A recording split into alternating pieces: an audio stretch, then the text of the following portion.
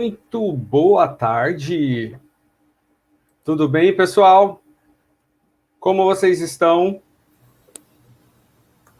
Tudo certinho? Vamos só fazer aquela verificação. Oi, Carlos, tudo certo? Só fazer a verificação se vocês estão com um bom som e se estão nos vendo perfeitamente. Digam aí nos comentários se está tudo certo. Você não paga nada por isso, é de graça. Perfeitamente. Digam aí nos comentários se está tudo certo. Opa. Certinho? Perfeitamente. Então tá. Fechou. Muito bem. Então vamos começar. Sejam muito bem-vindos ao Herbologia e Poções, este canal do YouTube que mescla ciência com arte, que a gente faz uma mistura bem bacana aqui para poder divulgar ciência, para poder ensinar assuntos que muitas vezes são complexos, né? Se você me conhece, seja muito bem-vindo. Se você não me conhece, eu sou o professor Helder e estou dando as boas-vindas para vocês, tá? Eu vou convidar boa tarde a todo mundo que está comentando aí. Giovana, Américo, Isabela, sejam bem-vindos mesmo. Obrigado pela presença. Vamos ter uma tarde divertida, uma tarde prazerosa. E eu vou chamar aqui minha grande querida convidada, que eu tenho uma admiração gigantesca por ela, professora Andréa Espínola, da UERJ, para falar com vocês. Vamos lá? Oi, gente. Boa tarde.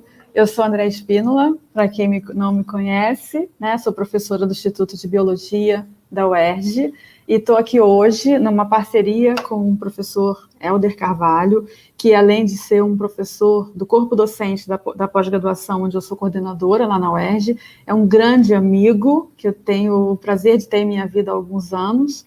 Então, hoje ele abriu as portas do canal dele, Herbologia e Poções, para nos receber nessa atividade, que é uma webconferência, onde ele vai falar sobre metodologias ativas sobre o ensino de ciências.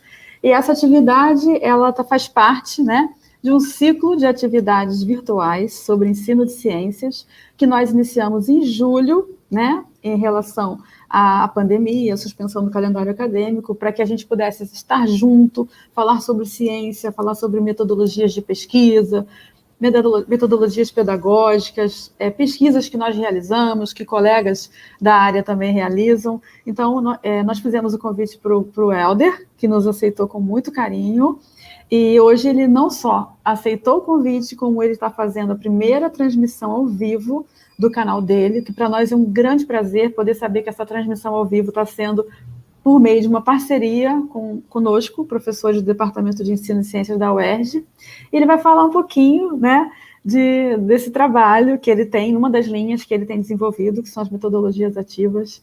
A gente fica muito feliz, então eu vou agradecer a presença de todos, eu vou dizer que as pessoas que estão nos assistindo, que gostariam de ter uma declaração de horas sobre a presença, a participação nessa atividade, basta colocar os seus dados, nome, matrícula, se for estudante, e instituição, no e-mail que eu coloquei aqui no chat, vou colocar de novo em alguns minutos. É só enviar para nós esses dados, que a gente envia para vocês a declaração no prazo de uma semana, no máximo.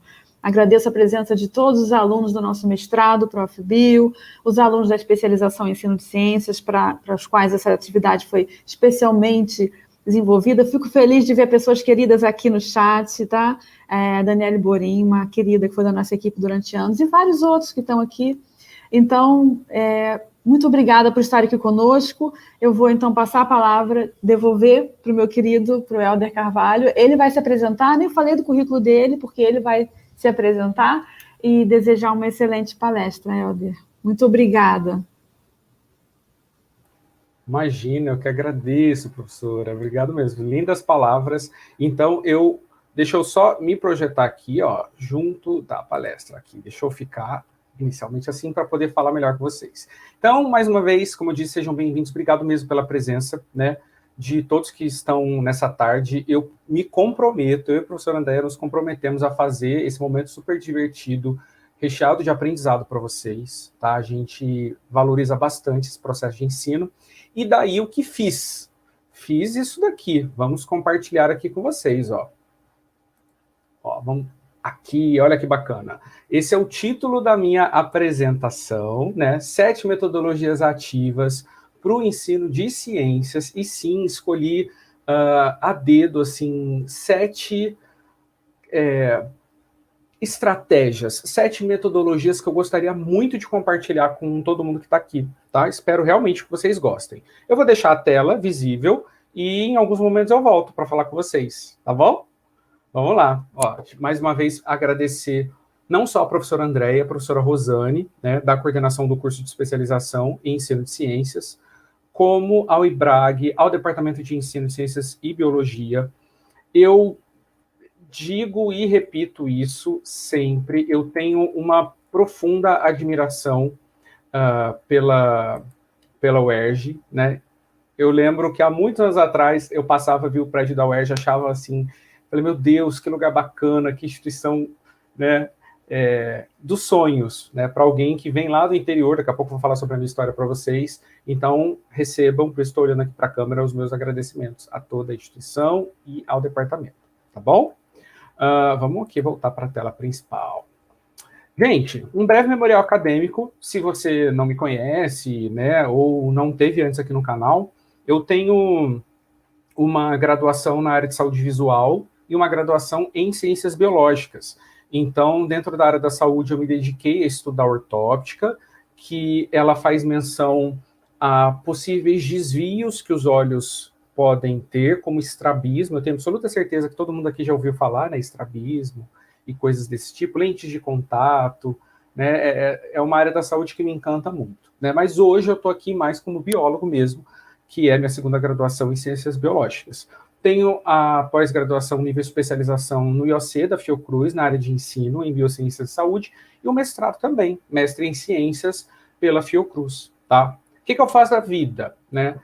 Trabalho como docente em centros universitários aqui do Rio, tanto na graduação quanto na especialização. O curso de especialização em ensino de ciências na UERJ é uma casa, uma moradia para uma disciplina que eu tenho muito carinho, que é de ciência e arte, e já estou migrando aí para 8 anos de trabalho, tá? E o que eu faço em termos de atuação? Trabalho com bastante ciência e arte. Em redes sociais, procuro trabalhar divulgação científica, né? Estou sempre atento a estratégias, a mecanismos aí para a gente mediar conhecimento. E atualmente também sou membro da Associação Brasileira de Aromaterapia, que é uma prática de saúde integrativa que foi recentemente adotada pelo SUS. Então esse é o meu perfil, tá bom? Vou começar com um meme, porque sim, precisamos utilizar memes nas nossas aulas. Primeira dica. Isso não é uma metodologia ativa ainda, mas eu sugiro fortemente que vocês usem bastante memes. É uma linguagem que o nosso público e as novas gerações adotam muito, é importante a gente trabalhar isso. Por que eu botei essa moça aí, a grávida? Porque eu sou de Taubaté, esse sotaque que vai persegui-los ao longo da tarde, né? Ele é um sotaque de Taubaté, no interior de São Paulo. Taubaté, que deixo para vir estudar no Rio de Janeiro. E quando conheço a biologia, como falei para vocês anteriormente, minha segunda graduação, eu me encantei e realmente, no começo da graduação, eu nem sabia da existência da área de ensino. E olha que interessante contar e divulgar e falar disso, né? A área de ensino sempre foi o que eu quis fazer na vida, só que eu não conhecia, não tinha nome, eu achava que era só ser professor, uma coisa mais simplista, né? E, na verdade, era mais que isso. Por que é mais que isso? Porque a área de ensino, e aqui eu trouxe um esquema, né, da CAPES, mostra que está dentro de um colégio, né? Então, assim, somos profissionais, pesquisadores, estamos alocados num determinado contexto. Que contexto é esse? A gente está dentro do Colégio de Ciências Exatas, Tecnológicas e Multidisciplinar, dentro de uma grande área chamada de multidisciplinar, onde existe a área chamada de ensino, né? Ao lado de quem? Ao lado de biotecnologia, ao lado de ciências ambientais. E daí um trechinho ainda da CAPES diz assim, que a área de ensino, vou ler para vocês porque eu acho bem importante isso, é uma área de pesquisa translacional, por fazer a ponte entre conhecimentos gerados e sua aplicação em sistemas de ensino, seja na educação básica, seja na educação profissional, tecnológica, ensino superior. Os programas, eles focam as pesquisas em ensino de determinado conteúdo, buscando interlocução com as áreas geradoras dos conteúdos a serem ensinados. O legal é que a área de ensino, ela desperta na gente, né, essa interrogação sobre como fazer esse processo de mediação, né?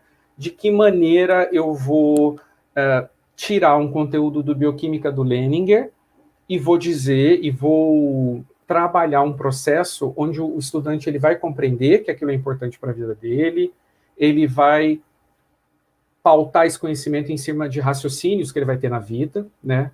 Enfim, é um trabalho extenso, é uma área que eu me apaixonei bastante, por isso que estou aqui. E é dentro desse contexto que estou aqui hoje para falar sobre ferramentas, porque afinal de contas somos pesquisadores de uma área e temos aí um arcabouço de ferramentas, estratégias, metodologias que a gente pode utilizar para alcançar alguns objetivos dentro da área de ensino, da área educacional. Daí, o pessoal está dizendo que o Leninger não dá. A gente nesse canal e nessa instituição, nesse curso de ciência, operamos milagres com o Leninger. Se você não acredita, você vá estudar na UERJ, que a gente vai fazer uma bruxaria do bem com você e você vai conseguir esse processo. É muito legal esse comentário, Carlos. Muito obrigado, porque as pessoas, os alunos todos já começam com um ranço, né, de alguns assuntos. E as metodologias, que é o que eu vou começar a falar agora, podem muitas vezes quebrar esse processo de resistência, esse, entre aspas, ranço que os alunos possuem de alguns temas, né? Então, eu escolhi, inicialmente, algumas definições para colocar para vocês. Eu vou aumentar a tela aqui para que a gente possa ler juntos, tá bom? Então, o que são metodologias, de acordo com Basic e Mohan, de 2018? Vamos ler. São grandes diretrizes que orientam os processos de ensino e aprendizagem. Também são estratégias, abordagens e técnicas concretas e bem específicas. Então, é uma diretriz, é uma técnica, é uma abordagem. Metodologias ativas, elas são estratégias de ensino que são centradas, e aí eu botei em negrito, que é importantíssimo, centradas na participação efetiva dos estudantes, para construir esse processo de aprendizagem. Tem que ser de uma forma flexível, tem que ser de uma forma interligada. Então, reparem que metodologias ativas, elas vão constituir alternativas pedagógicas, porque tínhamos outras alternativas, mas essas são novas, são alternativas para esse processo, e vão colocar o foco no processo de ensino e de aprendizagem no estudante, no aprendiz.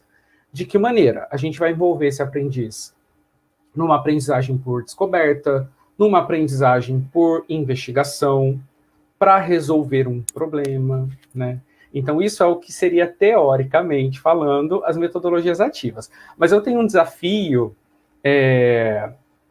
agora interessante, que é esse desafio aqui, porque essa é a teoria, né? Eu busquei numa obra, obviamente a literatura é importantíssima para a gente, mas eu quero pegar isso tudo que foi abordado pelos autores e traduzir com imagens. Quer ver? Professor, então o que é uma metodologia ativa? O que é isso, você entrar no aluno? Vou te dizer agora usando uma imagem que você vai entender. Vamos todos analisar essa cena. Então, estão vendo quem está aí?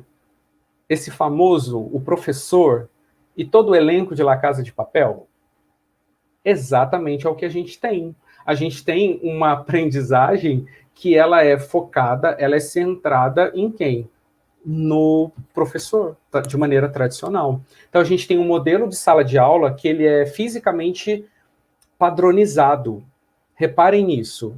Eu escolhi essa foto, esse trecho aí da série, uma série maravilhosa da Netflix, que coloca o professor como uma figura central. Os alunos em carteiras, os alunos divididos num espaço físico pré-moldado, né? E o que a gente quer? A gente quer isso aqui, a gente quer essa cena. A gente vai pegar os estudantes, não é?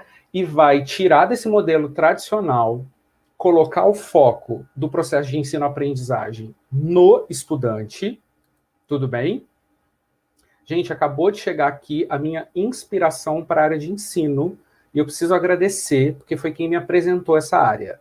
Luciana Leda, minha querida e eterna professora, seja bem-vindo. Estou todo arrepiado. Se não fosse essa professora Luciana Leda que entrou nessa live, não estaria tendo essa palestra hoje. Obrigado, viu? Um beijo. E voltando aqui, ó, por quê? O La Casa de Papel, ele mostra pra gente que o aprendizado prático se dá com quem? Com os estudantes, não é? Afinal de contas, os personagens, eles vão atuar, eles vão trabalhar. E eu tenho até uma proposta melhor do que essa, ó. E se, durante o processo, já que a gente vai tirar, né, esse foco do professor e depositar esse foco no aluno, e se a gente inverter e fizer isso? Colocar o professor junto. Inserir o professor no processo de aprendizagem. Quebrar barreira. Sabe aquele espaço previamente construído de professor num mini púlpito, num professor num tablado, né? É isso, a gente precisa quebrar e começar também a ter humildade que não dá para dominar todas as metodologias, que a gente vai levar tempo para aprender e tudo bem, não tem problema nenhum com relação a isso. Despertar essa postura de envolvimento, de colocar junto professor e estudante, tá bom? É o que eu digo, né? Professor, essa palestra está sendo patrocinada pela Netflix? Na verdade, não está sendo. Ela está sendo patrocinada por quem? Por senhor Paulo Freire, conhecido como Paulette, para os íntimos. Por quê? Porque ele vai ser uma referência para a gente em termos de teoria de educação. Ele vai dizer que a gente precisa sair de um movimento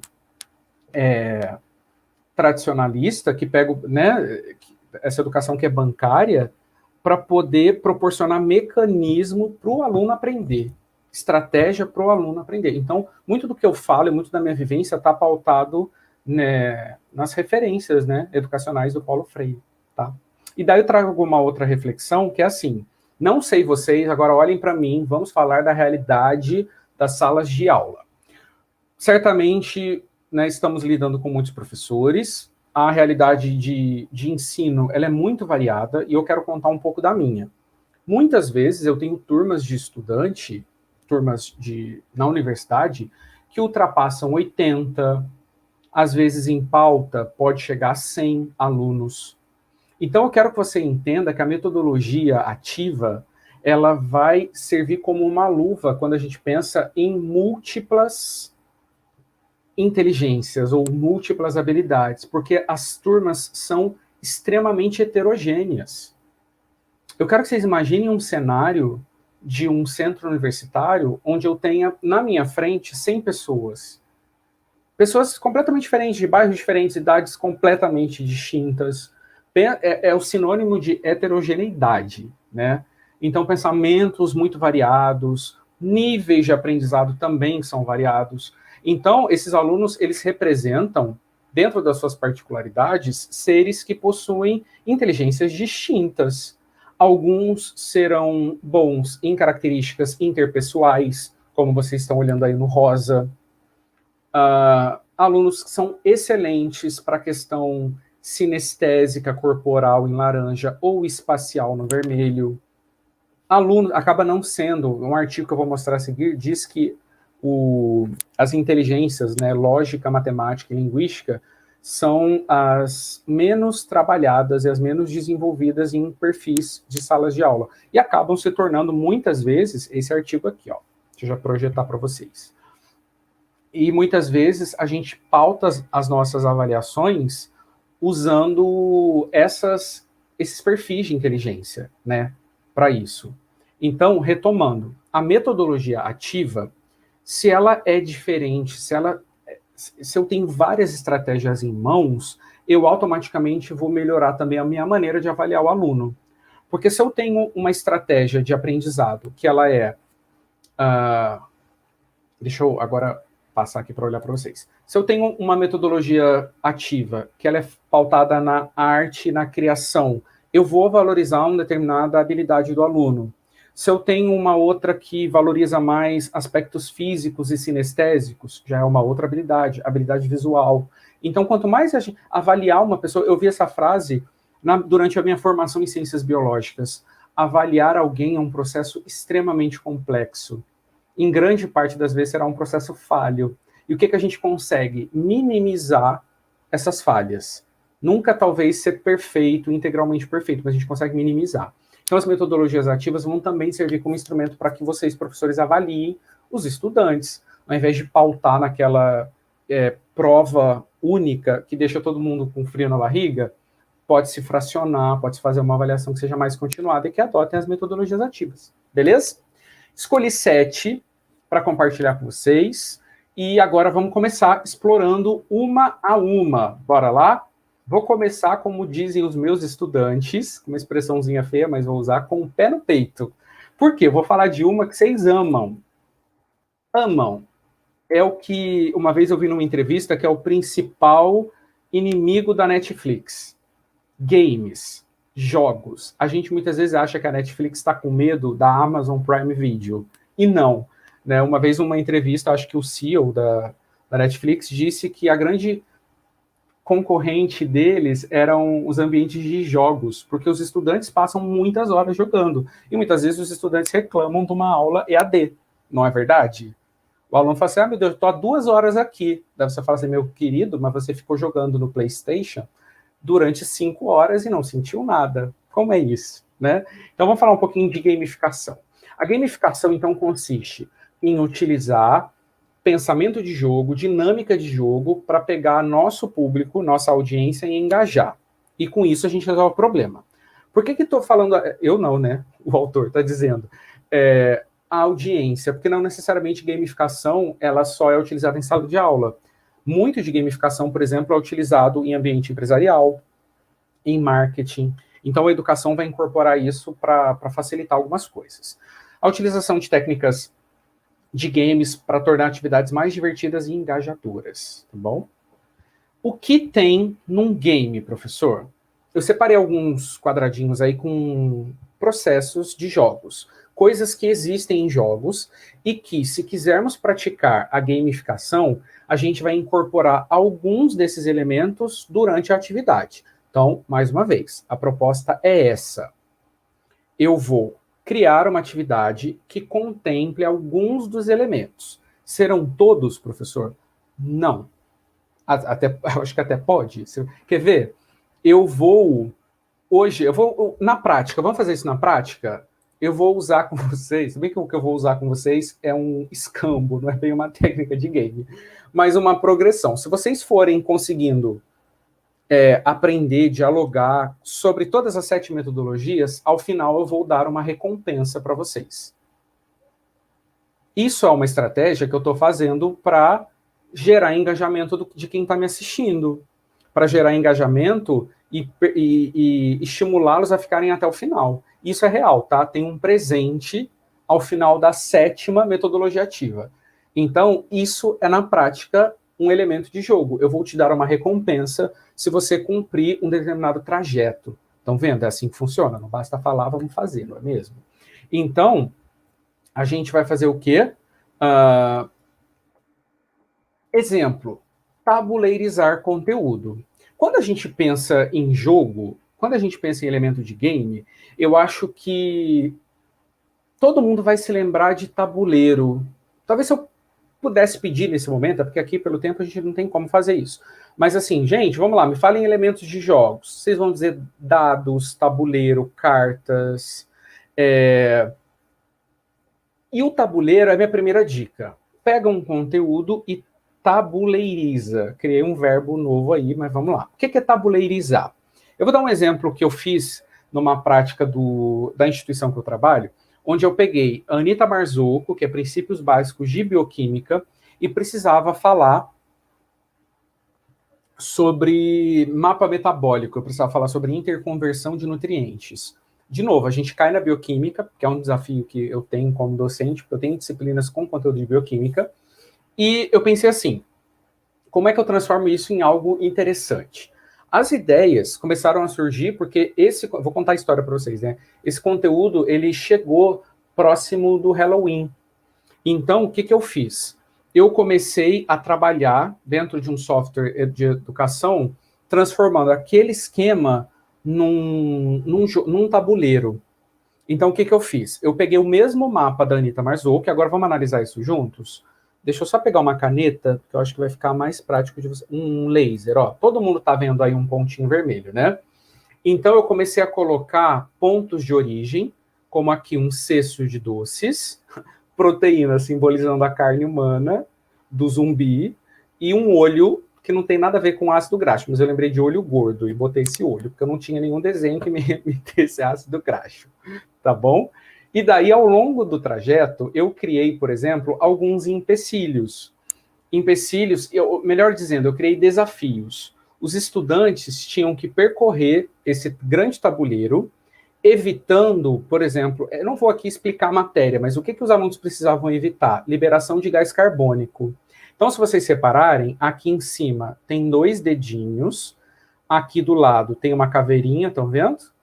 E o que eu fiz? Então, tem vários elementos. Ó, já tem o tabuleiro, tem o trajeto, o percurso que eles precisam executar, tem os desafios e os possíveis riscos, que são essas figuras, e tem os avatares. Eu imprimi essas figurinhas de Halloween e disponibilizei para os estudantes, né? Cada um tinha uma figurinha dessa e usava um tabuleiro que eu dei impresso. O que são esses pontos de desafio, professor? Quando eu libero o CO2, eu estou oxidando a matéria, então eu não queria que eles liberassem CO2 e fossem mortos no túmulo que está ali no meio do ciclo de Krebs. Estão vendo? Isso tudo, de novo, gente, isso tudo por causa do Halloween, tá bom? Por isso. E daí, o que eu fiz? Eu criei esses desafios e os alunos apelidaram, assim, de maneira muito amigável, de espetada do demônio, é o primeiro, macumba do Exu, que foi o segundo, dedada do Frankenstein, machadada do Jason. Nomes lindos que os meus alunos da graduação deram, então eles ficavam rindo, foi uma aula super divertida, porque eles, meu Deus, tomei uma machadada do Jason, tomei uma espetada do demônio, e daí eles ficavam brincando dentro do clima de Halloween, né, porque coincidiu, né, com a data, como eu disse anteriormente, e foi divertido, eles riam, a gente aprendeu. Então, assim, é uma proposta, né, de atividade. Segunda proposta. Ai, professor, que vulgar. Memes. Precisamos falar de memes. É a linguagem dos nossos estudantes. Então, vamos tabuleirizar a tabela periódica. Eu peguei um meme que os meus alunos falavam muito, que é o seu "se me atacar, eu vou atacar", da Inês Brasil, que é uma personagem dos memes, né, que é um produto brasileiro, e criei o super trunfo da tabela periódica. Como? Os alunos, eu estabeleci regras, e reparem que, assim, isso tudo criado da imaginação, trazendo alguns elementos. Que eles tinham categorias de ataque, eles iam disputar uns com os outros. Eles podiam disputar, usando a tabela periódica, o subnível de energia, número atômico, raio atômico. Então, eram as categorias de ataque, uns contra os outros.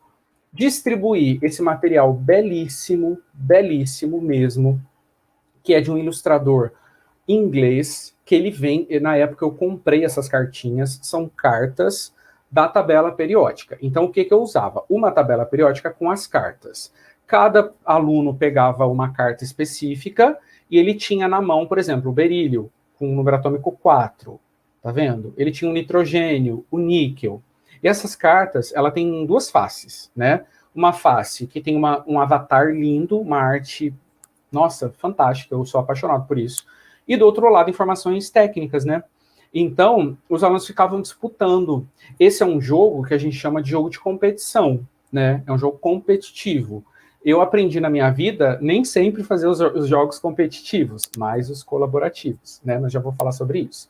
Então, era uma maneira. A minha recompensa eram bombons para quem ia ganhando, né? Dentro das regras que a gente criou.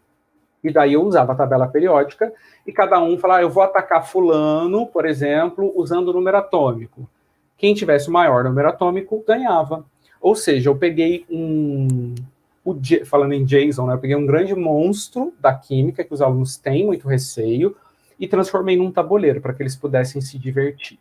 Tá? O que eu falei sobre jogos cooperativos é que eu aprendi que dá para fazer. Vocês veem, se vocês observarem aqui, gente, vocês vão ver que eu estou num cenário de Harry Potter, tem um chapéu seletor aqui do lado, então eu faço um consumo muito grande das obras literárias, do Tolkien, do George R. R. Martin, da J.K. Rowling, para poder trazer isso. E lá dentro de Harry Potter, existe a Taça das Casas, que me inspirou para criar o que eu vou mostrar para vocês agora. Vamos lá.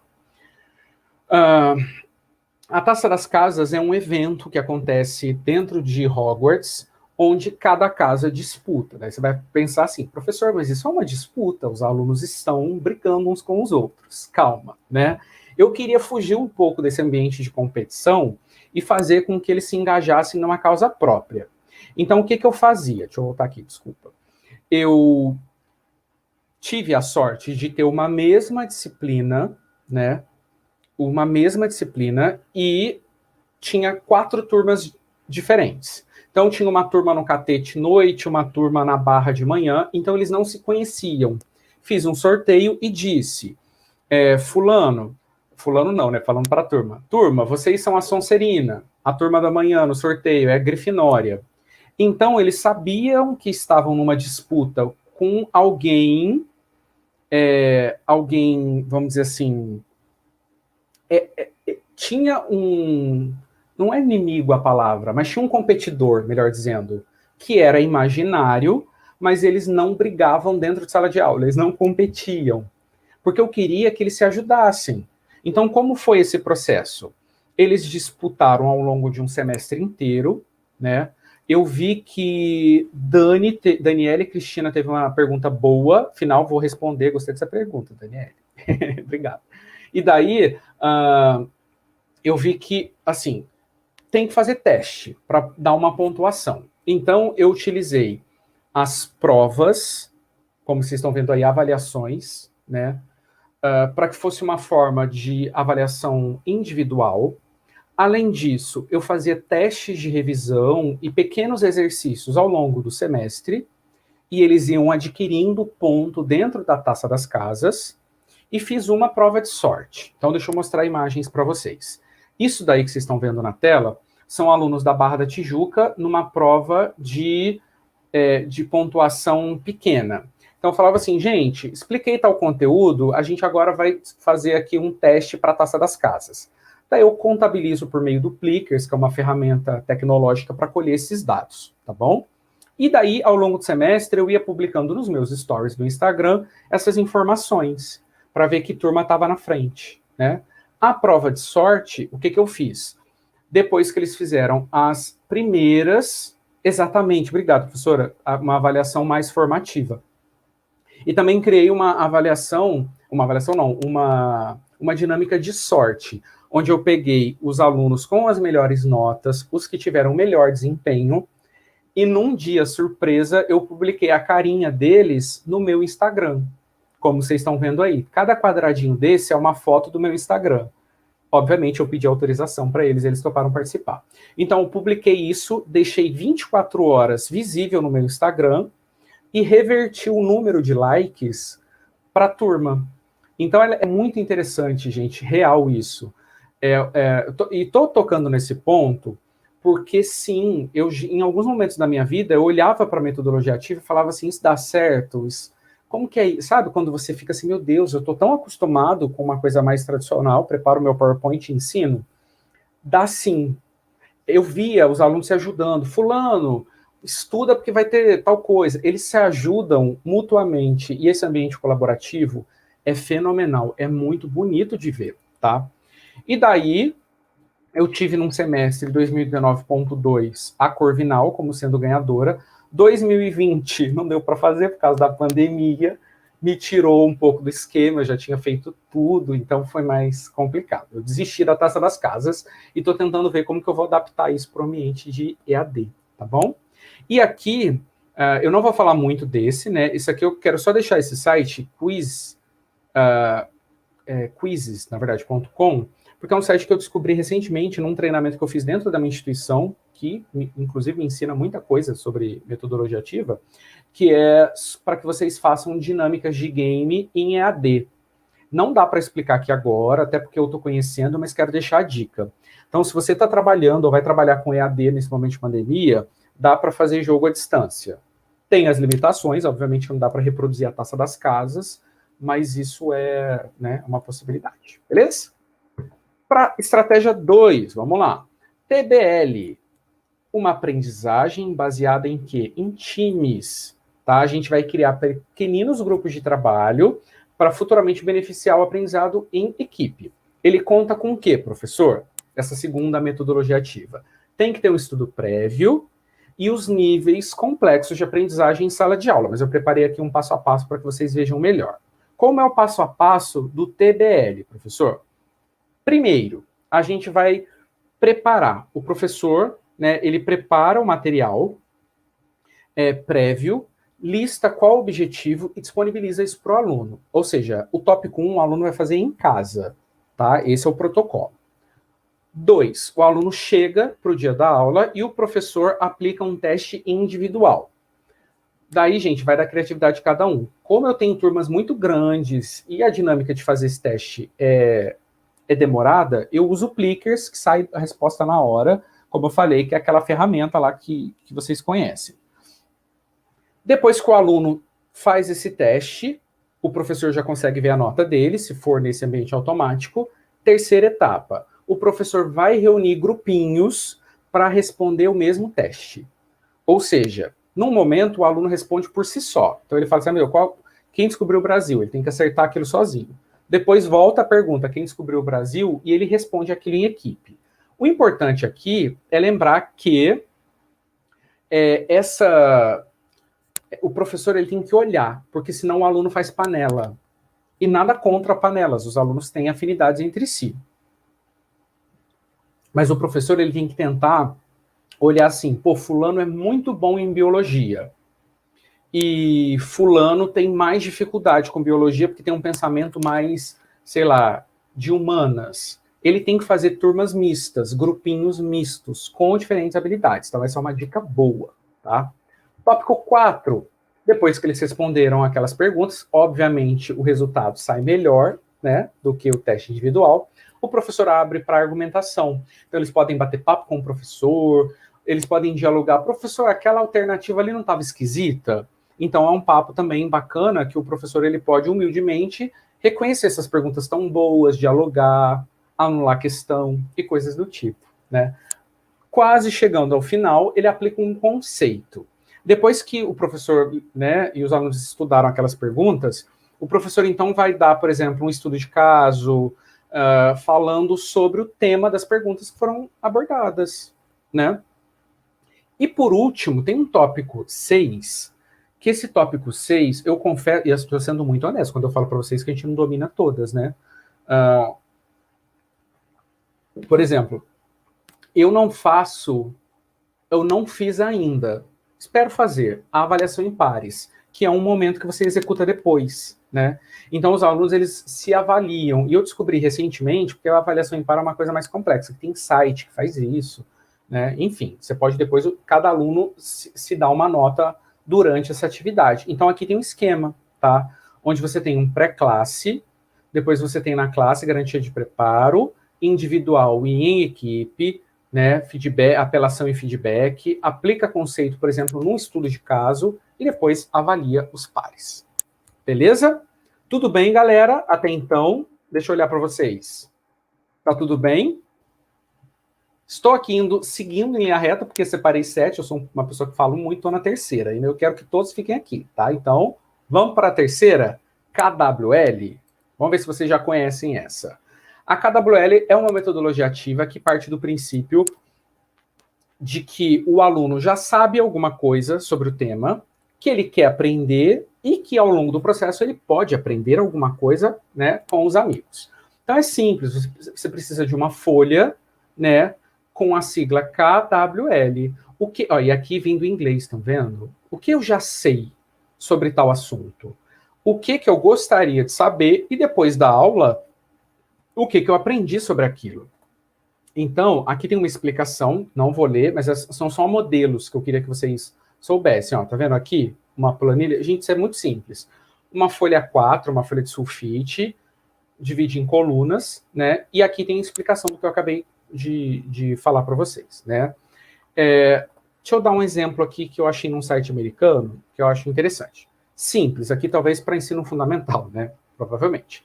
Então, por exemplo, o tema são estações do ano. O que você sabe? Né? Talvez os alunos escrevam ali naquela coluna, ó, já sei que tem 4 estações, sei que o nome das estações são essas. Depois de um tempo determinado pelo professor, os alunos começam a preencher a próxima, né? O que eu gostaria de saber? Primeiro, por que uma estação do ano muda? E daí é liberdade brainstorm, eles ficam pensando sobre aquilo, né? Qual o tempo de duração? Quão longa pode ser uma estação do ano, né? Todo mundo tem as mesmas estações, né? Será que o Rio de Janeiro tem um outono como tem na Inglaterra, né? Essas coisas aparecem na coluna. Depois, o professor, porque eles ficam discutindo entre si, entre a coluna W e a coluna L, eles podem consultar material, podem conversar com o professor, eles podem procurar respostas no celular, dialogar, um grupo pode dialogar com o outro, e por fim, eles finalizam com a pergunta L, com a coluna L, né? O professor André fez um comentário bacana, que ela usa KWL quando está vendo documentários da Discovery. Então, muito interessante. Cristiane, parece o Kanban, é bem útil, porque a gente muitas vezes desconfia que não sabe nada sobre determinado assunto e você consegue ver que você tem alguma bagagem, algum local, algum terreno mínimo onde você possa construir e edificar, né, um aprendizado. Aqui, ó, um exemplo do que dá para fazer. Eu peguei algo que eu acho que combine com universitários, né, tema sexualidade. E daí, posso separar em grupo, né, eles respondem: o que você sabe, por exemplo, sobre pessoas trans? Vamos falar sobre um assunto que J.K. Rowling, autora de Harry Potter, se envolveu em uma confusão há poucos dias sobre isso. Pessoas trans, mulheres trans, homens trans. Então, coluna K, o que eu já sei? Depois uma coluna W sobre o que eu gostaria de saber.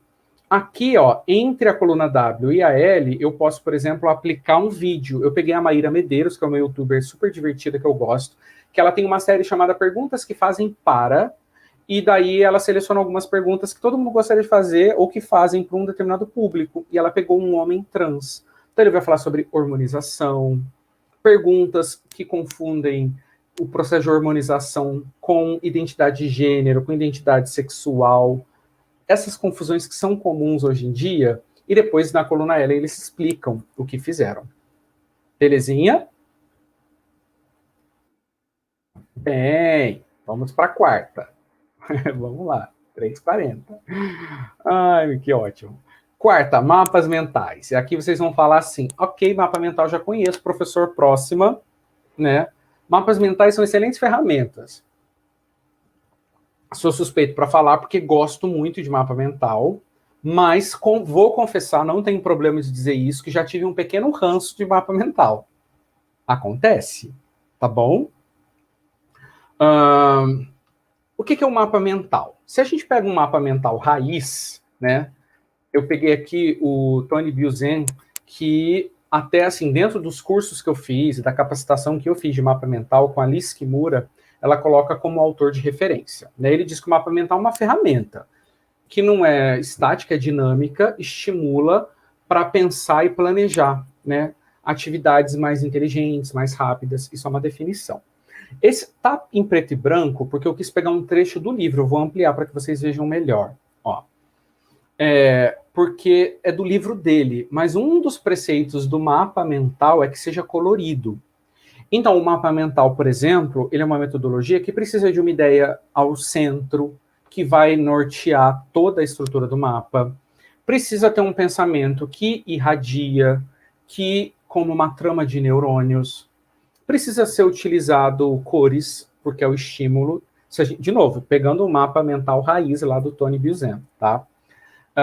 Tem que ter desenho, ícone que façam sentido para quem está produzindo. O aluno vai dizer assim: meu Deus, mas no desenho. Tudo bem, pode colar um adesivo, você pode colar uma figurinha, ou você pode fazer o homem palito, se aquilo tem um significado imagético para você. Ele é uma produção pessoal, porém dá para executar em equipes. Eu já vou mostrar para vocês como fazer isso, tá? A preferência é por palavras e não por frases, ok? E é uma atividade criativa. Muita gente hoje em dia gosta de fazer lettering, que são aquelas letras bonitas, né? O que é um mapa mental bonito? É isso que vocês estão vendo, eu acho um mapa mental bacana, tá vendo? Até ele tem aí um conteúdo, como ele é um mapa mental gigantesco, ele tá com muito conteúdo escrito, mas ele também tá, acho que ele balanceou bem um conteúdo escrito com a produção de ícones, né? E daí, deixa eu mostrar uma coisa aqui para vocês. Quando a gente vai fazer um mapa mental, aqui vem o ranço. É aqui, ó, escutem os seus alunos. quando eu digo a birra com o mapa mental, eu comecei a ouvir dos meus estudantes que diziam assim, mas mapa mental de novo, professor? Porque vários professores executando metodologias ativas, vários professores querendo fazer uso do mapa mental, tem uma hora que o aluno fala assim, pô, eu tive mapa mental em fisiologia, tive mapa mental em biologia celular, mapa mental em bioquímica, não aguento mais. Pode, assim, o aluno pode se sobrecarregar. E agora tu pega o seu caderninho e anota umas dicas. Magui está dizendo que os delas não ficam bonitos. Mas se ficarem práticos, é o que importa. Muito bem, a Ana está perguntando, se pudessem ser disponibilizadas, teremos ao final. Não é o meu presente, mas no final dessa apresentação eu vou disponibilizar sim, tá bom? E vamos lá, que eu vou dar umas dicas boas para vocês trabalharem com mapas, gente. Ó, primeiro, personalize o mapa. Quando os professores entregam folhas brancas, eu ouvi isso de alguns alunos que diziam assim, ah, mas é muito fácil essa atividade, muito fácil para o professor. Vocês estão entendendo? O aluno, porque, gente, muito cuidado, assim, para vocês não entenderem errado o que eu vou dizer. Mas o aluno entende que se o professor, ele simplesmente entrega uma folha em branco, isso é pouco. Parece assim, o professor só me deu uma folha, agora quer que eu trabalhe, estou fazendo o trabalho dele. Tá? É esse o tom que eu prestei atenção nos meus alunos e que comecei a fazer coisas simples, mas que geram engajamento. Vou usar um termo muito bom em mídia social, engajamento. O que eu comecei a fazer? Esse daqui foi um treinamento que eu apliquei para uns professores numa instituição, que eu pedia para que eles falassem sobre o semestre letivo. E ao invés de dar apenas uma folha em branco, eu disponibilizei várias folhas. Olha que linda a Gretchen, tá vendo? Eu dei folhas com ícones centrais diferentes, que foi algo muito simples de fazer, algo que não foi tão custoso, que não requer grandes habilidades. Deixa eu mostrar outro. Ó, estão vendo aqui? Então, e o aluno podia escolher. Então, se o aluno gostasse de meme, ele corria e pegava essa folha. Se ele fosse mais minimalista, ele pegava essa. Se ele gostasse de lettering, que são essas letras invertidas, ele pegava essa. Então, olha o engajamento que a gente vai conseguir do estudante no momento que a gente personaliza e entrega para ele um conteúdo mínimo personalizado. Tá vendo? Então, você vai conseguir uma maior aderência a essa metodologia ativa se você fizer isso. Próximo. Corrija mapas mentais da internet. Ao invés de você fazer um mapa mental com o aluno, uma dica é você pegar um mapa mental pronto, distribuir e falar assim, querido aluno, vamos corrigir? O que você faria melhor do que isso? Onde você acrescentaria alguma coisa? Ó, aqui o meu aluno, ele está corrigindo um mapa previamente feito por um outro estudante que eu peguei no Google. Então, para trabalhar mapa mental, para fazer ele ficar com uma avaliação crítica, eu dou o mapa pronto. Deu para entender? Próxima dica, faça mapas mentais em grupo. Isso aqui é uma dinâmica onde eu fazia uns mapas mentais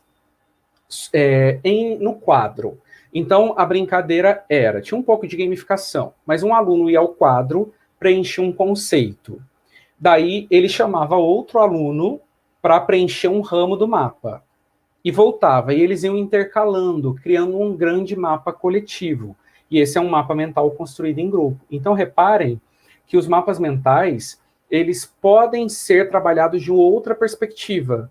Então, a gente não tem só a produção raiz de mapa mental. Você pode trabalhar isso de outras maneiras, tá? Vamos para a última dica de mapa mental.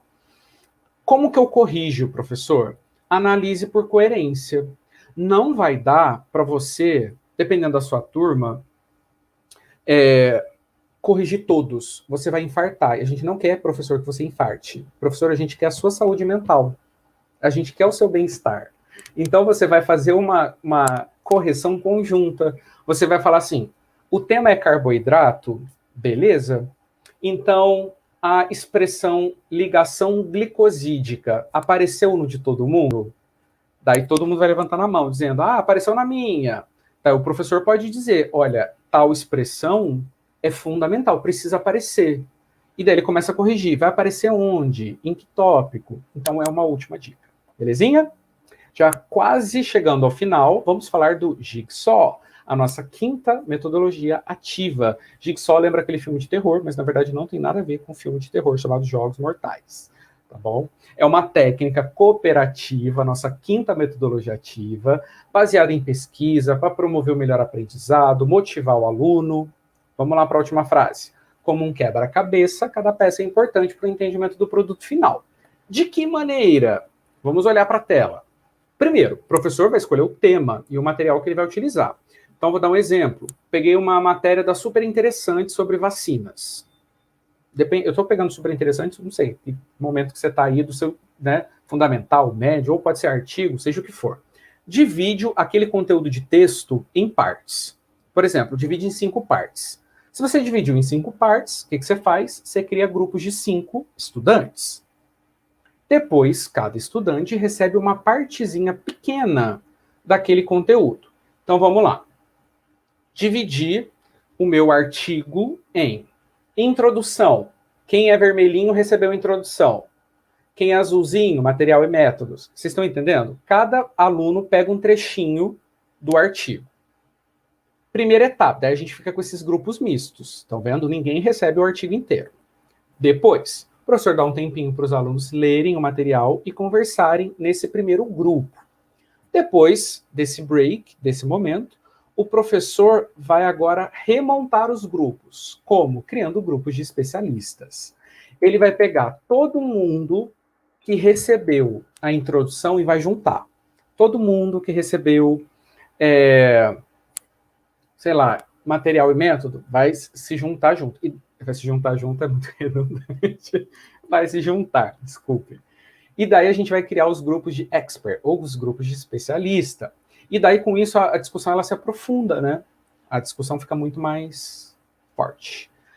Por fim, depois desse momento de discussão, o professor refaz os grupos iniciais. E eu botei essas figurinhas brilhando para dizer que as pessoas, depois desse grupo, dessa discussão de especialista, elas voltam mais fortalecidas. E com isso, a próxima etapa vai ser uma discussão extremamente alta. Por quê? Com o fortalecimento, o professor vai saber que os grupos estarão muito melhores. E ele pode, se quiser, encerrar com uma grande discussão coletiva. Deu para entender?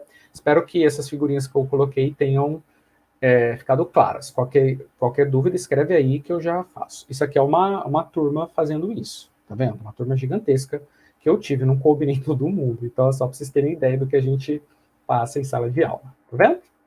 Gente, a sexta, sou suspeito para falar, é ciência e arte. Não dá nem para chamar ciência e arte de uma metodologia específica, mas é, sobretudo, um jeito da gente repensar, né? São propostas. Aqui a gente tem 2 propostas, a STEM, que, criada na década de 90, pautava muito o ensino em ciência, tecnologia, matemática, engenharia, mas que recebeu críticas e se aprimorou, trazendo o contexto de artes. Aqui ficou de uma corzinha bem difícil de ler, me perdoem, tá vendo? Mas trazendo o contexto da arte para dentro do ensino de ciências, de engenharia, e por aí vai. E agora, gente, não tem uma técnica, não tem... O que a gente quer na ciência e arte? Criar diálogos. E agora eu vou apenas dar exemplos. E vou passar aí por vários exemplos que eu tenho feito ao longo da minha trajetória. Criamos a exposição da Vinci, é uma exposição, não vou ler isso, tá bom? Mas deixa eu dar os méritos. Tem acadêmicos do IBRAG e da UERJ, do curso de especialização de ensino de ciências, tem artistas do Centro Universitário BMR, onde eu dou aula, né? Eu fiz a coordenação, a curadoria, a professora Anunciata Sawada faz a orientação lá da Fiocruz, e a gente conseguiu uma exposição aí no Centro Cultural do Ministério da Saúde, que momentaneamente está fechada por conta da pandemia, né? Mas conseguimos realizar. De que maneira? A gente quer nessa exposição e nesse projeto, porque além de uma exposição, isso é um grande projeto em parceria aí com a Fiocruz, criar linguagens conectadas. Por exemplo, se Van Gogh no impressionismo tivesse que falar sobre membrana plasmática, se ele tivesse que pintar a membrana plasmática, como ele faria? Esse é o desafio.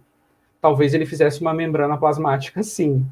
Não terei tempo de explicar todos os quadros, porque eu me prolongo muito, tá? Mas eu quero despertar curiosidades em vocês, para que depois vocês procurem as instituições aí para a gente conversar.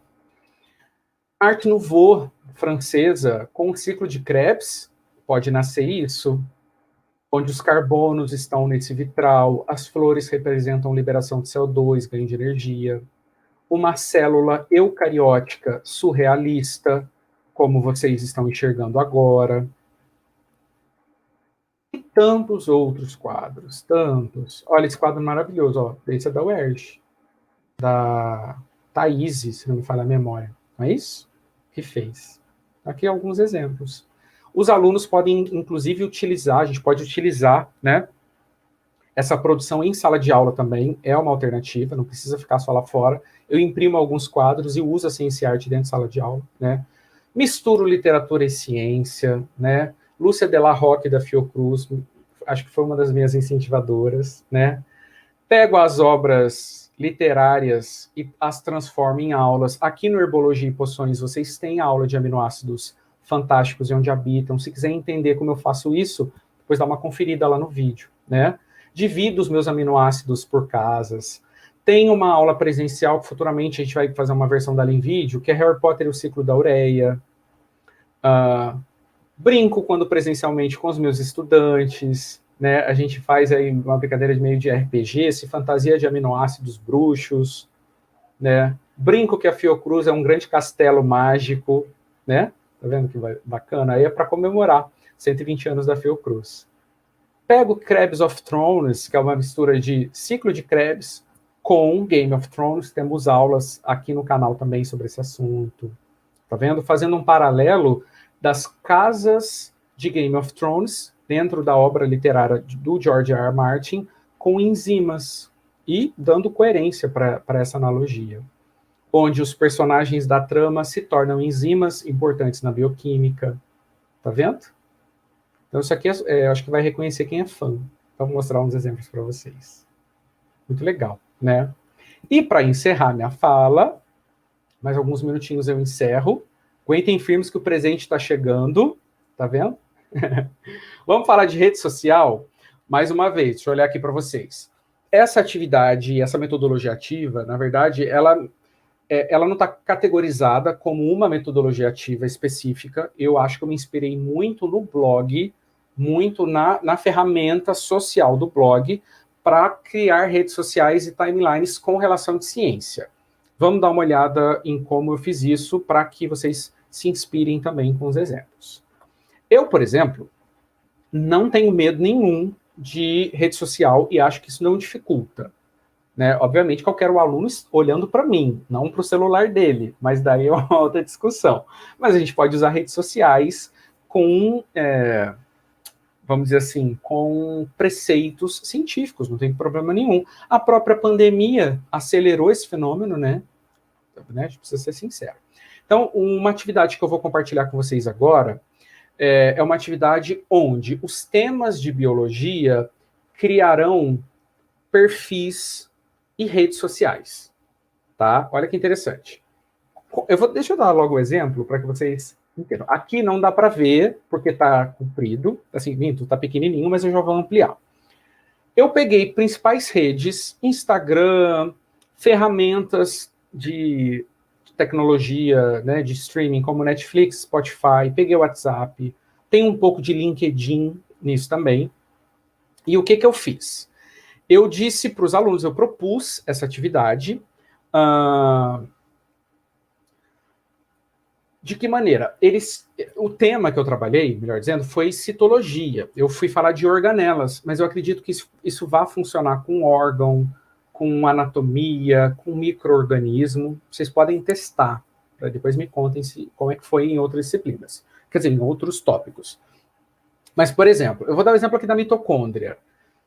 Eu sou a organela, daí o aluno sorteia, por sorteio que eu faço isso, ele preenche aqui, mitocôndria, tá? Bota o nomezinho dele aqui e a turma. Depois que ele fez isso, que ele já tem um personagem para criar todas essas redes sociais, né? Como seria esse tema na web, ele começa a preencher esses pequenos espaços. Por exemplo, a gente sabe que na biologia é muito importante Estrutura e função, né? É uma coisa que eu tenho aprendido ao longo da vida como professor. Quando a gente tem bem embasado como é o corpinho, então aí ele vai falar como é a estrutura da mitocôndria. Ó, ele pode escrever até na primeira pessoa, fica divertidíssimo, tá? Ele vai criar ali o perfil. Olha, eu tenho 2 membranas, eu tenho um formato que pode ser oval, mas também pode ser circular. Tenho o meu próprio DNA. Ele pode colocar isso na primeira pessoa. Fica uma atividade curiosa e interessante. Do outro quadradinho, ele vai focar em função e habilidade. Mitocôndria.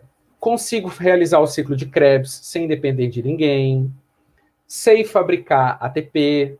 Então, ele vai dizendo, né, oxido ácido graxo. Então, ele vai colocando na primeira pessoa, né, essas habilidades e funções. Se ele encontrar, ao longo da aula, alguma curiosidade sobre a mitocôndria, ele coloca nessa lupa. Quem descobriu? Estou associado com alguma patologia? É uma opção, né? Uma que eu vi, gente, me inspirei numa charge de uma autora chamada Beatrice, The Biologist, que é uma autora americana, e ela é desenhista, ela faz charges de biologia. Ela tem uma chargezinha que é assim, se as organelas falassem, o que as organelas falariam? Então, se você é uma mitocôndria, o que você falaria? Baseado em tudo isso que ele já escreveu antes. Então, a mitocôndria é empoderada, mitocôndria tem DNA materno, mitocôndria seria feminista? Vamos dizer assim. A mitocôndria levantaria a bandeira do feminismo, né? Humanizando a mitocôndria. Um espaço para ele desenhar, ele pode colocar aí, olhando nos livros, fazer a última selfie da mitocôndria, e esse espaço é muito para criatividade, ele pinta dentro desse retângulozinho, e diz ali do lado onde ele mora, no caso, na célula. Então, se você estiver trabalhando com anatomia, você pode preencher planos corporais, micro-organismo, vivo no lago, vivo no intestino, vivo no vulcão, sei lá, em quaisquer lugares.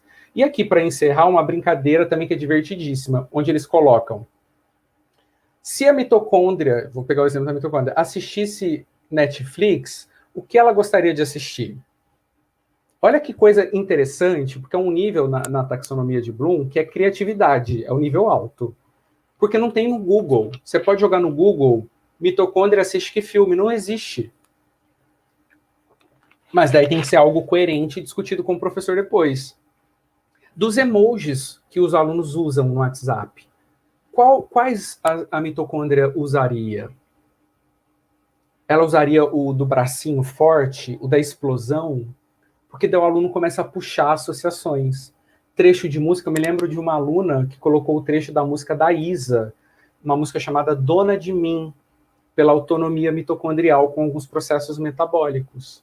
Estão vendo? E daí, nessa atividade, a gente consegue, primeiro, pautar numa rede social, numa mídia que o aluno conheça. Segundo, é uma atividade que a gente consegue, uma metodologia ativa que a gente estimula a criatividade, isso é muito legal. O aluno não tem como encontrar respostas pré-montadas, pré-existentes disso, e isso situa ele, tipo, olha, eu preciso criar, eu preciso fazer. E ao final, o que é uma atividade bacana? A gente traz, de novo, um ambiente colaborativo. A gente pode fazer, obviamente, depois de correção do professor, que os estudantes troquem. Então, um tira foto, porque hoje em dia ninguém tira cópia mais, né? Eles tiram foto. Eles ficam tirando foto, tipo assim, eu fiz o ribossomo, fulano, me empresta o seu retículo, e daí eles ficam trocando informações, eles trocam materiais, e daí ao invés dele ter um PowerPoint de 150 slides, eles vão ter o quê? Os perfis celulares de cada professor, de cada organela, tá bom? Vou encerrar, porque sim, já estou indo embora, mentira, que daqui a pouco eu vou abrir para pergunta. Deixando o meu Instagram, se vocês quiserem. O meu Instagram é um lugar onde eu expresso ciência e arte e expresso divulgação científica de um jeito muito peculiar. Então, ele é meio estilizado de Harry Potter, ele tem uma carinha de fantasia, mas que é feita de maneira proposital, tá bom? Então, se vocês curtirem e acharem a ideia interessante, vocês podem me procurar lá no Instagram. E antes de abrir para as perguntas, vamos aos presentes. Eu tenho um presente aqui, deixa eu ampliar a tela. Professor, que presente é? Esse daí é um QR Code. Opa, deixa eu só tirar. Onde eu coloquei uma pasta no OneDrive, que é um serviço de nuvem da Microsoft. Por que eu estou dizendo isso? Porque talvez você precise ter um e-mail na Microsoft para você pegar isso depois, tá? Mas eu disponibilizei a atividade do perfil celular para você utilizar, adaptar, readaptar, tanto em PDF quanto em figura. Então você pode usar. É um material que eu já produzi, tá bonitinho, e eu quero que você use. Se você curtiu, use e faça bom proveito. E é um e-book também que eu achei interessante, que era um e-book, tá em inglês, mas ele é de metodologias ativas, tem várias metodologias ativas, é da Irlanda do Norte, é do país, assim, certamente do Ministério da Educação deles. E você vai encontrar esse e-book também lá, que eu acho que pode ser um norteador para vários, assim, e daí eu acho que lá tem um foco um pouco de ensino fundamental e médio, mas não vejo problema nenhum de vocês testarem com nível superior, independentemente do local que você tiver. Tá bom? Pegaram? Depois eu vou deixar links todos, né? O pessoal que pediu, ó, não se preocupem que eu vou deixar link. Aqui algumas metodologias, porque assim, é uma trajetória tão grande, né, que a gente vai tendo, mas deixei algumas obras que eu consultei, tá bom? Para vocês. E também vou listar essas obras aqui na descrição, tá? Professora Andréia, seja muito bem-vinda ao momento de diálogo. Olá, então, vocês como estão se sentindo com o Helder, né? É irresistível ou não é? Quem está aqui com a gente, quem está gostando, quem está aqui, quem está gostando do que está ouvindo, quem está se divertindo, ao mesmo tempo pensando em possibilidades de variar, de diversificar as suas estratégias pedagógicas em sala de aula. Eu faço um convite, né? Se inscrevam no canal, como quem não teve tempo de vir aqui antes visitar e conhecer o conteúdo do canal, ele é um canal voltado para conteúdos curriculares, né? Do curso de graduação, os cursos de graduação onde o Helder leciona, e esses conteúdos são passados da forma, desse jeitinho que vocês estão vendo aqui, como foi essa palestra, essa conferência aqui. Então, são maneiras atualizadas, antenadas com que os alunos normalmente gostam, se atraem, né, com essa linguagem, com tudo que está sendo, que os alunos estão se dedicando. Então, por exemplo, Netflix, Amazon Prime, jogos, né? O Helder é sempre antenado com essas questões, isso, né? Geek Nerd, conteúdo geek, exatamente, né? Que a gente chama geek, né? Então, geek nerd, eu também adoro os nerds.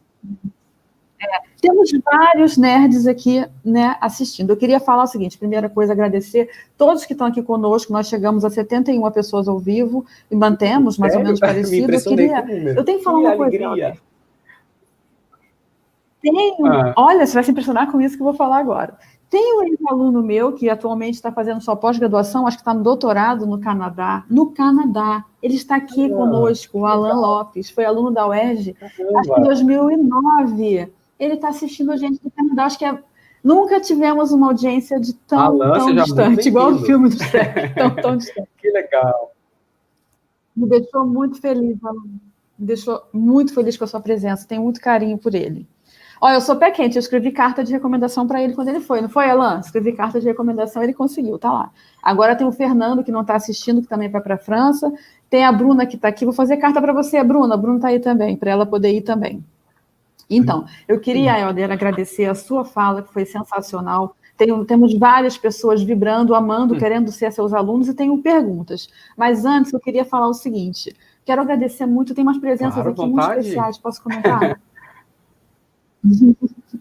Então, eu tenho aqui professoras que trabalharam comigo na escola pública, que tem anos que eu não encontro, estão aqui, professoras de outras áreas. A Vânia Miguel, que é de matemática, está aqui te assistindo, quer ser sua aluna. Venha, Vânia, venha para o lado, que é claro, da força, tá? Ele é professor da nossa pós-graduação, que é a especialização em ensino de ciências. Nós aceitamos graduados em matemática, física, pedagogia, química e ciências biológicas. Você pode ser nossa aluna. A Vânia tem doutorado, está fazendo doutorado, mas ela nada impede uma pessoa que já tem doutorado numa área, né, de fazer uma especialização no ensino de ciências. Então, queria agradecer a presença. Temos uma astrônoma presente, a única astrônoma mulher do Planetário do Rio está aqui, a Flávia Pedrosa, está amando suas aulas e quer ser sua aluna também. Isso é uma coisa. Gente, eu fico tímido. Quer ser sua aluna. E muito feliz de ouvir.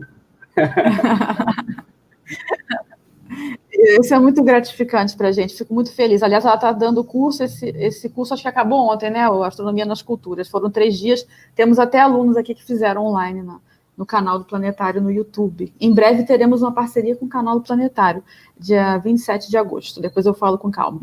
Eu queria agradecer, temos uma ex-aluna da UERJ, que hoje é diretora de escola pública, e está aqui, Daniele Borim, diretora de uma escola pública, eu acho que é em Itaguaí, que eu sempre confundo, mas se não for, fala aí, Dani, no chat. Obrigada por você estar aqui.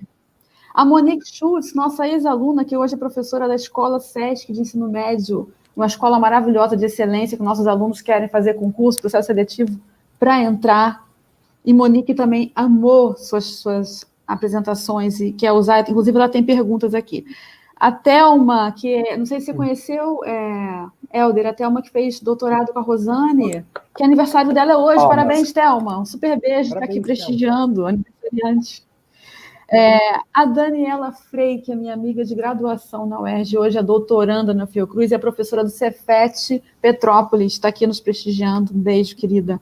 Temos alunos do CEDERJ, só não colocou qual é o polo, por isso eu não vou mencionar, porque eu não sei, mas o wiki do CEDERJ. Muito obrigada pela presença. E os alunos do mestrado Prof. Bio que estão aqui, os alunos da especialização em ensino de ciências, os da graduação, os do bacharelado, todos vocês muito queridos, tá? Posso estender obrigada pela presença. Agora eu vou rapidinho repetir. Também, que eu vi, fiquei super feliz. Assim, 2 companheiras de trabalho, a professora Mônica Paes Leme, farmacêutica, da Pratica Aromaterapia, onde a gente trabalha botânica, óleos essenciais, vi que estava aqui, fiquei super feliz.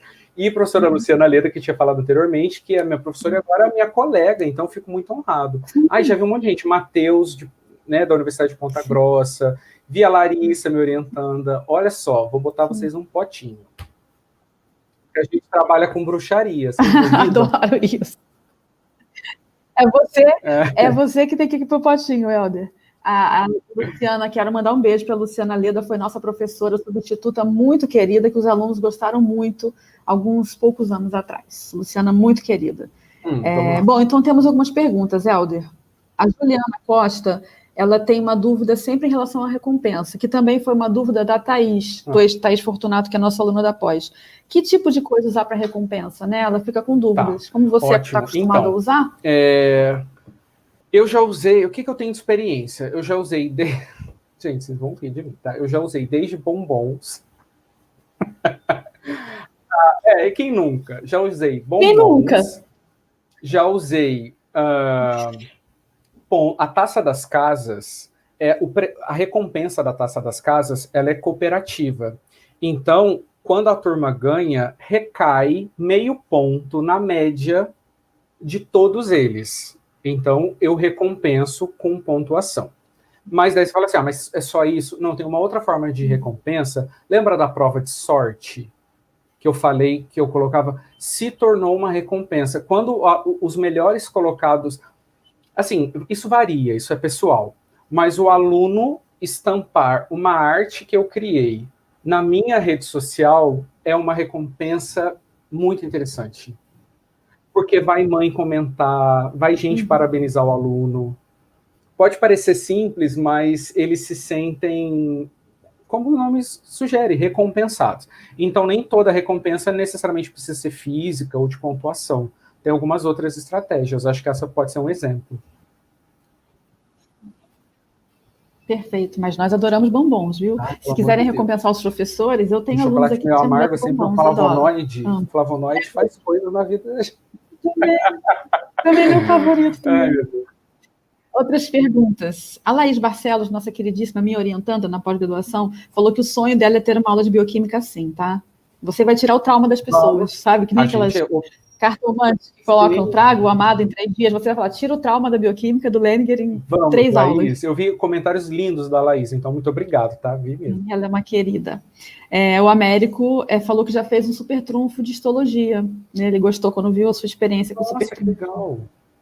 É nosso Então, aluno do mestrado. isso é bacana. Eu não sei se foi o caso do Américo, mas quando a gente junta algumas características... Agora falando parte dos professores, você pega alguém que mexe com edição de imagem, Photoshop, colagem, e é por isso que eu aposto muito na arte, porque são expressões. Você criar uma cartinha de super trunfo, como ele certamente fez, é uma visão artística de detalhe, de harmonia. E, nossa, isso é muito legal. Feliz. Sim, a gente sai da caixinha só da biologia, né? A gente passa a pensar em tudo. Isso é muito bom. A Mariana Brice, nossa aluna da graduação, licenciatura querida, falou que teve uma experiência, que por acaso até participei, que foi com uma ex-aluna dela do ensino médio, quando ela ainda era uma estudante de ensino médio, e agora, como aluna da UERJ, ela voltou ao colégio onde ela estudou, né, encontrando com essa professora de Química, que é uma professora querida, maravilhosa, que inclusive é professora do INES, ela é professora do INES, e ela é professora de Química, então ela é maravilhosa, né, fluente em Libras. Ela confeccionou com os alunos, na verdade ela jogou a ideia para os alunos e eles idealizaram 5 jogos só sobre tabela periódica no ano passado, porque foi o ano comemorativo 150 anos da tabela periódica. E ela pegou emprestado com essa professora Sirlene de Química, maravilhosa. Beijo, Sirlene. E utilizou no projeto Iniciação à Docência comigo, com os alunos da escola Prado Júnior, que é um colégio estadual aqui na área da Grande Tijuca. Então, ela também adorou, se encantou com essa estratégia de jogos, né? A Dani Borim, que eu comentei, a diretora de colégio, ela falou se os jogos estão publicados, Helder, e aonde eles estão disponíveis, os que você mostrou. Então, por exemplo, Taça das Casas, né? A Taça das Casas é uma que eu estou estruturando, porque isso que eu apresentei para vocês tinha sido o meu modelo, como que eu vou chamar? Um protótipo mais bem trabalhado, mas ainda faltam alguns ajustes. Então, por isso que a pandemia, que eu já estava prevendo, do sol aqui, ó, parecendo o vampiro do Crepúsculo, olha isso aí. Eu saí aqui, meu pai amado. E daí, assim, eu pretendo lapidar mais um pouco. Né? Até dentro da rede, a gente tem faz parte de uma rede, né? E às vezes né, os professores pedem dicas sobre as estratégias da Taça das Casas e tal. E eu vou passando meio que aos pouquinhos, porque eu fui montando. Por exemplo, a prova de sorte do Instagram, ela foi criada nesse semestre do 2019.2.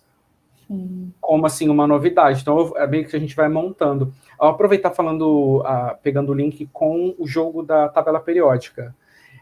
Os alunos auxiliam na criação das regras. Isso também é uma coisa que eu não sei nem se imaginava, mas é muito palpável. Eles sugerem regras, adaptações, então ter colaboração. Sabe aquilo que a gente lê no artigo, mas fala assim, nossa, isso é verdadeiro, tem que ter colaboração ativa, isso é real. Os alunos, eles vão sugerindo coisas. Então, em breve, teremos publicação. Muito bom. Mas deixa eu falar, Dani, o Helder é muito perfeccionista, conheço ele. Então, ele deve estar, para poder publicar, ele tem um nível de exigência dele mesmo, que é muito alto. Então, às vezes, demora por causa disso. Mas a gente pressiona ele. Eu estou lutando quanto antes feito do que perfeito. É um ditado que eu tenho problema na vida. Você colocou lá isso no espelho, numa geladeira, alguma coisa assim. Exatamente. A Lívia até comentou que também fez disputa das casas já ela como professora. Ai, que ela legal gostou, isso. se identificou. Os alunos gostam muito essa ideia. Sim. E a Luciana Leda, nossa querida, falou do Team-Based Learning, né, que é muito parecido com Peer Instruction. Não conheço. Peer Instruction em inglês. Eu não sei. Depois ela pode colocar aí no chat detalhes, se você tiver, Leda, Luciana, para a gente poder pensar melhor o que é. Eu não conheço realmente. A Cristiane Moreira já tinha comentado que parece o Kanban, você já até falou durante sua fala, e foi falado sobre o Padlet, né? Tanto a Rosângela, nossa aluna do mestrado, a Luciana Leda falou, e a Magui, nossa professora da pós-graduação, todos os 3 comentaram do Padlet como uma possibilidade muito boa, uma ferramenta bem legal. Sim, eu conheci há pouco tempo com a professora Thaís, de uma página que eu gosto muito. Sempre faço divulgação dessa minha amiga, porque ela é fantástica, ela tem um nível de criatividade medonho. @Thaís Explicando Ciências. Que nome legal. E ela que apresentou há poucos dias e me mostrou, a gente sempre dialoga e troca ideias, assim, é bem legal. Muito bom, muito bom. A Juliana Costa, ela falou que o pior para ela é mapa conceitual, que ela acha difícil, né, de lidar com. Aproveitando uma dica, das experiências que eu tive entre mapa mental e conceitual, o que foi bacana, o que funciona melhor dentro da minha experiência, então assim, tem que testar. O mapa conceitual naquele ambiente de grupo. Lembra aquele mapa... Gente, vocês vão rir, tá? YouTube não deve me cancelar por causa disso. Eu chamava de maparalho mental. Maparalho conceitual, desculpa. Que é aquele grandão que a gente tinha na universidade, tem ainda, né? 3 ou 4 quadros que juntos montavam um espaço. Então, esse compartilhável da sala de aula, ele funciona bem no conceitual. Então, uma dica assim que eu pesquei e que pode ser útil, né? Beleza. Depois, na edição do vídeo, a gente vai botar o pã na sua fala. Brincadeira, não vai não, que a gente... Liberada aqui não tem censura não, gente, pelo amor de Deus. A Ana Elisa, minha querida ex-aluna, ela comentou da bibliografia, mas o Helder já mostrou, né, ela ficou interessadíssima, ela é professora já da rede pública, da região dos lagos. Ela comentou que queria bibliografia, o Helder vai colocar na descrição do vídeo, colocou no... Isso. Claro, está aparecendo no último slide, mas vai ficar na descrição do vídeo. E claro, tendo qualquer dúvida, gente, vamos escrever para o Helder, entrar em contato, seguir o Helder, não só aqui. É verdade. Não só, estão se inscrevendo aqui, tem muita gente aí, já curtiram o vídeo, já se inscreveram? Aquele momento youtuber, você já deixou o seu like, você já se inscreveu no canal? Acionou o sininho? Acionou o sininho de notificação? A minha mãe sempre assiste, eu falo, mãe, se inscreve no canal dos meus amigos. Já se inscreveu? Mãe, já se inscreveu? Então, é isso. Por favor. A Flávia Pedrosa, astrônoma do Planetário, falou que gosta muito de mapas mentais e ela faz mapas de autores de tese. Ela está fazendo doutorado, deve estar naquela fase, né? Arrancando os cabelos. A Cindy, ela sugeriu, né, que você acha de trocar os mapas embaralhados que os alunos fizeram entre si para eles fazerem a correção dos colegas, né? Então, eu acho que eu bati o olho nessa pergunta e adianto que eu adorei. Nunca fiz isso, confesso. Não fiz ainda, mas achei a ideia maravilhosa. Eu acho que é mais um desdobramento dessas dicas. Muito bom. Né? E aqui foi um ambiente muito legal de troca, né? Porque eu certamente vou acrescentar esse numa próxima, no teste, e daí a gente troca. Adorei a ideia. E a Cindy vai ser tua aluna na pós. Ela já é, na verdade, né? A pandemia nos afastou um pouco, mas ela já é nossa aluna da turma 2020. Aliás, vamos voltar à aula dia 14 de setembro, tá, meus amores? Juliana Costa perguntou se o mapa conceitual funciona, se você acha melhor o mapa mental. Ela acha melhor o mapa mental. E com você já usou, funcionou? Eu não faço, vamos dizer assim, distinção. Quer dizer, existe diferença, né? Mas eu vou testando os dois, não tenho um preferido. Optei por falar do mapa mental aqui hoje porque precisava escolher 7, né? E não queria jogar mental com conceitual para não confundir, porque tem propostas distintas. Eu acho que vai do aluno. Se o aluno ele gosta de hierarquia, né, e conexões, o conceitual lhe fala mais. O mental, talvez uma mente um pouco mais criativa, uso de cores, uso de ícones. Eu lembro de uma aluna que fez um mapa mental da Kim Kardashian, com figurinhas da Kim Kardashian, e o assunto era carboidrato, e ficou muito bom. Então, por exemplo, a criatividade, se bem que né, parece ser melhor expressa no mental, mas também depende, né? Tem aplicativos, é uma coisa que eu não costumo trabalhar, porque na hora de pontuar, eu acho que fica mais prático ali, né? Mas os aplicativos de elaboração de mapas são um outro caminho também. Muito bom. O Vitor Belo, que é nosso aluno da graduação, querido, ele pergunta para você, quais são as maiores dificuldades que você sente em relação a usar essas metodologias ativas pelas burocracias que o ensino curricular tem, as ementas, as questões de provas que são provas mais tradicionais, avaliações escritas, como que você lida com isso? Eu vou me expor agora. A sociedade está preparada. Então, algum chefe está aí? Chefe, manifeste-se. Estou brincando. Não, mas eu não tenho problema de dizer isso. E também não vou dizer... Desculpa, quem perguntou mesmo? O Vitor Belo. O Vitor. Vitor, não estou dizendo que você não é corajoso, pelo amor de Deus, não é isso. Mas eu precisei desenvolver coragem para peitar institucionalmente algumas coisas. A ciência e arte, ela foi algo que não estava no currículo. Então, eu preciso quebrar algumas paredes. Em contrapartida, a minha instituição aceita bem. Eu já, inclusive, preparei um modelo com jogo de glicogênio feito com emojis, onde eu recebi uma visita do representante nacional, ele entrou na minha sala e eu estava boicotando a aula que era modelo para aquele dia.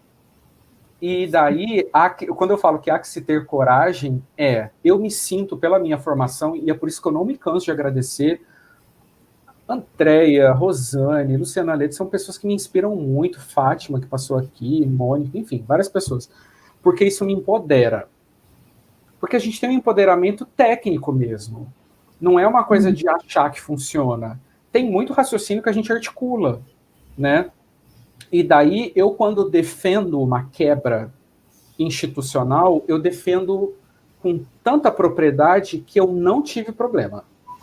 Já tive críticas, é muito triste dizer isso, mas eu já tive críticas pesadas de outros colegas, mas eu acho que a metodologia ativa ela é um processo que a gente vai acreditando aos poucos.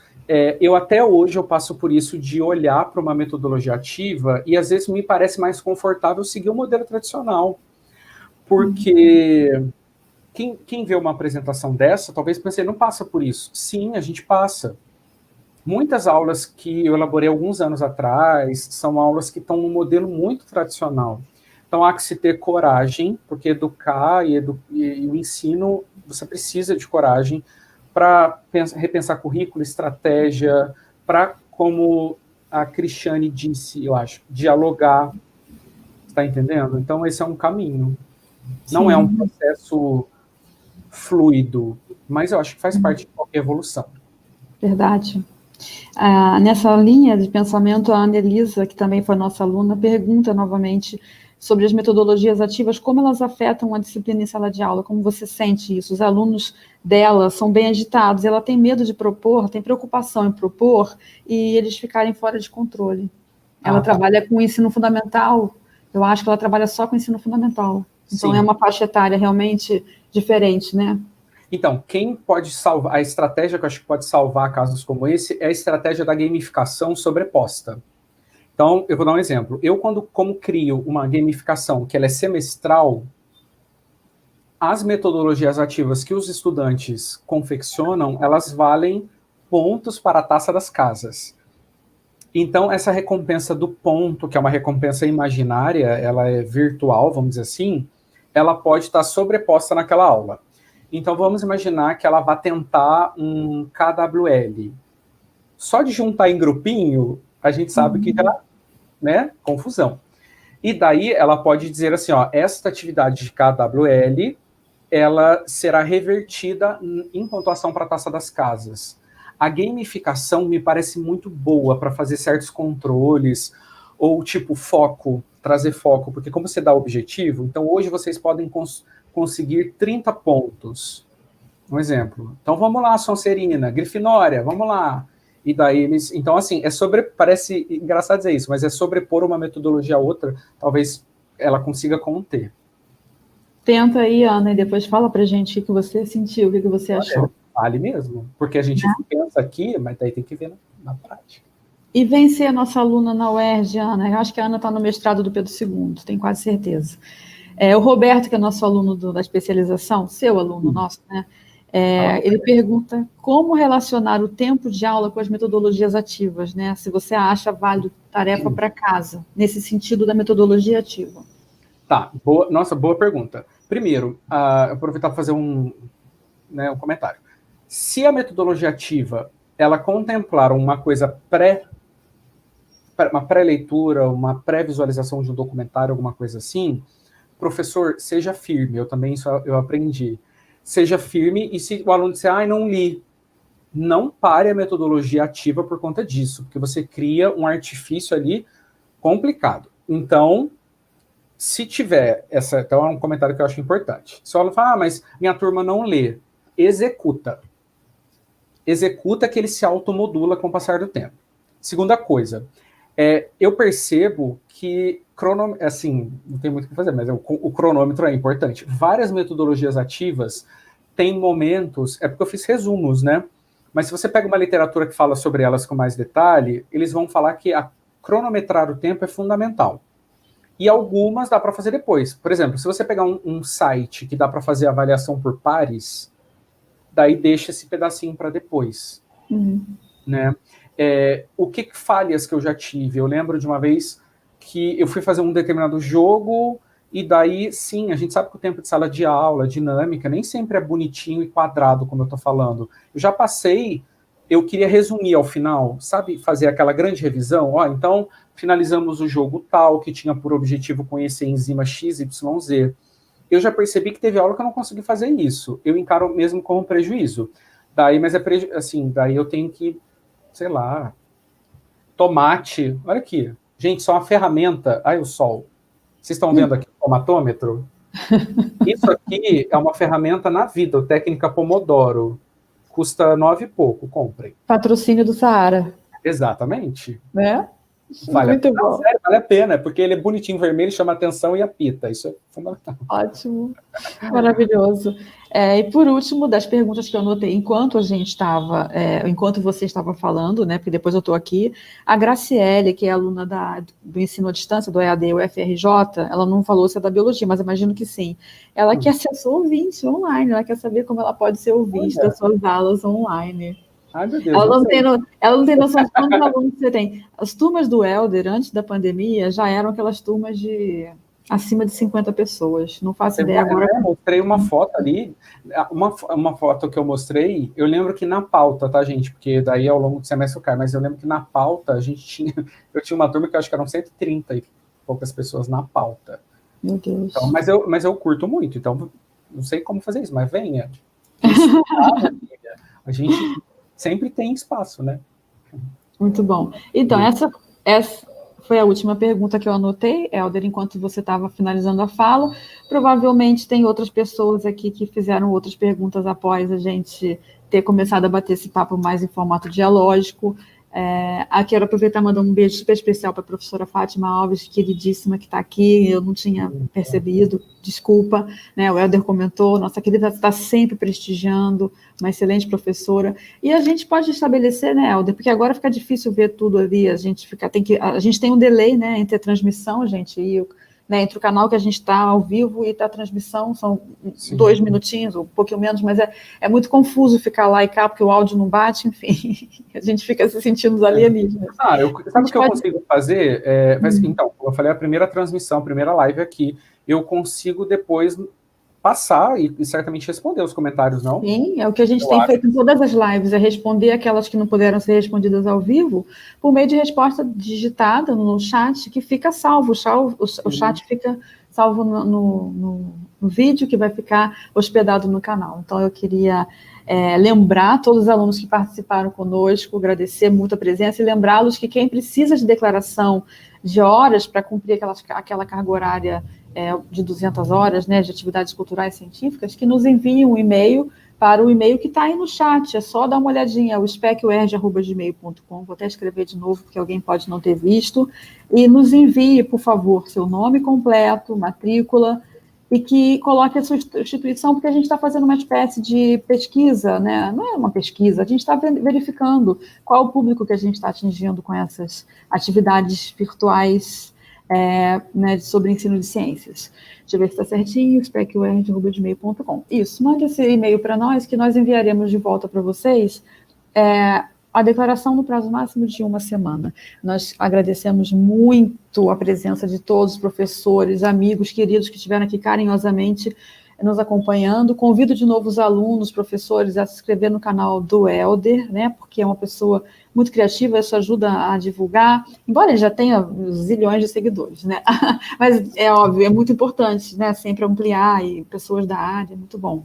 Quem gostou também pode curtir, e Helder, quero te agradecer, porque você, além de você aceitar o convite, né, em nome do curso de especialização em ensino de ciências, para ser nosso palestrante aqui hoje, você ainda aceitou um desafio de fazer a sua primeira transmissão ao vivo.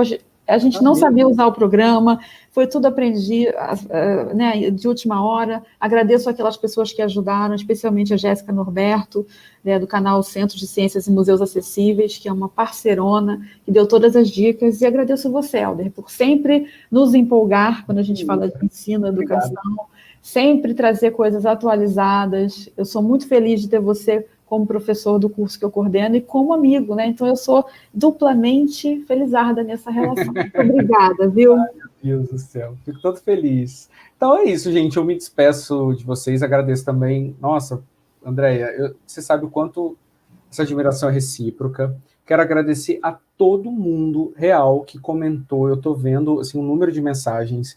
Eu fico grato demais. Gente, a coisa mais valiosa que a gente tem na vida é tempo. Vocês cederam aí para a gente 1h30 e poucos minutos da coisa mais valiosa que vocês têm, que é o tempo de vocês para aprender coisa, para trocar ideia. Aprendizado na vida só vale se for divertido e se for bom, prazeroso. Eu acredito muito nisso. Então, recebam meu abraço à distância, tanto a Andréia, a Rosane, todos os professores e alunos que vieram, tá bom? Sintam-se abraçados e até a próxima. Beijo, até a próxima. Obrigada, Elza. Nada.